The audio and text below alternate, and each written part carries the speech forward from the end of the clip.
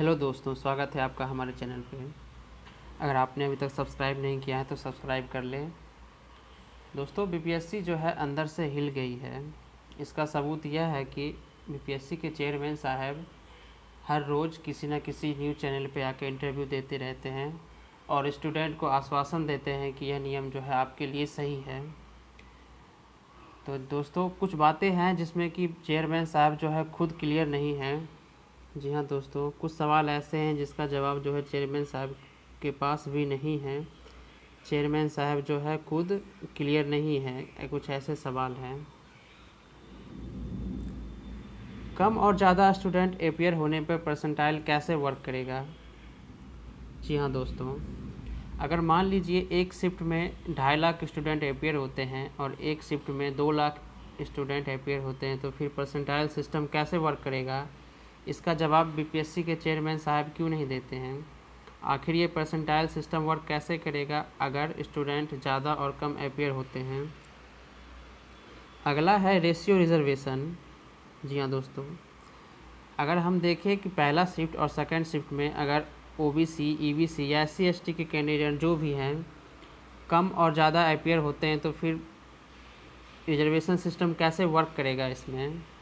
क्योंकि अगर एक शिफ्ट में जो है अगर मान लीजिए कि 25% स्टूडेंट अपीयर होते हैं ईबीसी के और एक शिफ्ट में 75% अपीयर होते हैं तो फिर तो ये रिजर्वेशन सिस्टम बिल्कुल तरीके से फेल कर जाएगा। कोई मतलब ही नहीं रहेगा रिजर्वेशन सिस्टम का। और इस रेशियो रिजर्वेशन पे जब सवाल उठाया गया तो बीपीएससी के चेयरमैन साहब जो है खुद कंफ्यूज दिखे और बोले कि अच्छा किया आपने जो है इस मामले पे हमें गौर कराया, हम लोग इसके बारे में विचार करेंगे। और जो है अगला है दोस्तों कि वेबसाइट के माध्यम से क्यों नहीं बताया जा रहा है कोई भी चीज़। चेयरमैन साहब जो है कोई भी न्यूज़ जैसे दे रहे हैं वो किसी न किसी न्यूज़ चैनल के माध्यम से ही दे रहे हैं, वो ऑफिशियल वेबसाइट पे कुछ नहीं आ रहा है। ऐसे में दोस्तों सवाल ये उठता है कि क्या यही रूल है बीपीएससी का कि कोई भी नियम जो है आपको वेबसाइट पे नहीं दिया जाएगा, आपको न्यूज़ चैनल के माध्यम से बताया जाएगा, वो भी सारा प्राइवेट न्यूज़ चैनल पे है। अब मान लीजिए कोई स्टूडेंट टीवी नहीं देखता है, मोबाइल नहीं चलाता है, तो उसे कैसे पता चलेगा कि हमारा एग्ज़ाम जो है 20 और 22 अगस्त को होने जा रहा है, सॉरी दोस्तों 20 और 22 सितंबर को होने जा रहा है? आखिर उसे कैसे पता चलेगा? और अगला सवाल यह है कि ब्रिलियंट वर्सेस वीक स्टूडेंट। अब मान लीजिए कि एक शिफ्ट में ज़्यादा अच्छे छात्र आ गए, मतलब कि जैसे कि मान लीजिए कि 10,000 ब्रिलियंट स्टूडेंट जो है एक शिफ्ट में आ गए। अब सिलेक्शन तो उसमें जो है 5,000 स्टूडेंट का ही होना है दोस्तों। 5,000 ब्रिलियंट स्टूडेंट तो बाहर हो जाएंगे उसमें से। और दूसरे शिफ्ट में मान लीजिए कि 3,000 ब्रिलियंट स्टूडेंट आए तो दोस्तों सिलेक्शन तो उसमें भी 5,000 स्टूडेंट का ही होना है। तो दोस्तों ऐसे में 2,000 वीक स्टूडेंट का जो है सिलेक्शन हो जाएगा दूसरे शिफ्ट से। तो दोस्तों यह सरासर जो है नाइंसाफ़ी स्टूडेंट के साथ, क्योंकि पहले शिफ्ट में 5,000 ब्रिलियंट स्टूडेंट जो थे वो बाहर हो गए और सेकेंड शिफ्ट में जो 2,000 वीक स्टूडेंट थे उसका सिलेक्शन हो गया। ये तो बहुत बड़ी नाइंसाफ़ी है। इस पर चेयरमैन साहब क्या कहेंगे? दोस्तों अगला है ऑप्शनल स्केलिंग। ऑप्शनल स्केलिंग के सवाल पे चेयरमैन साहब का जवाब यह है कि मेधावी छात्र जो है उनको ही सिर्फ अच्छे मार्क्स दिए जाएंगे ऑप्शनल में और जो वीक रहेंगे उसको नहीं दिए जाएंगे।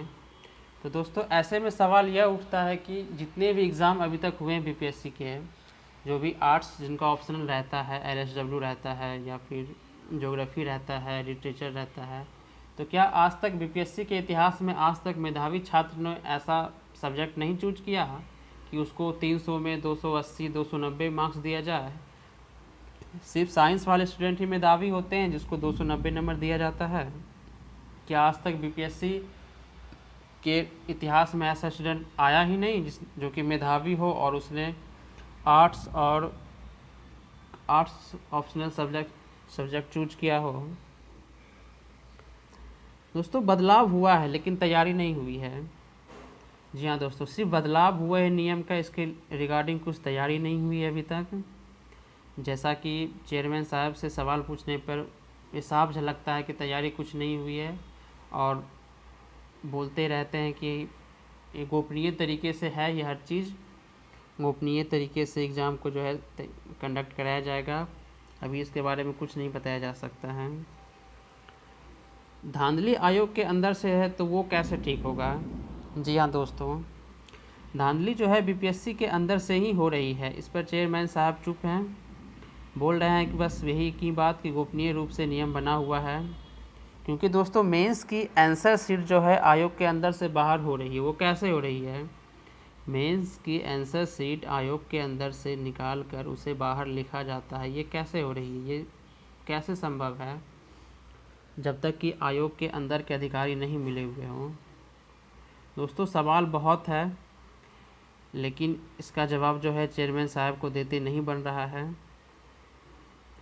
और जो है दोस्तों, जब तक संतुष्टि वाला जवाब नहीं मिल जाता स्टूडेंट को, आंदोलन जारी रहेगा। 25 अगस्त को है दोस्तों बीपीएससी के ऑफिस पे जाके आंदोलन किया जाएगा। जय हिंद दोस्तों।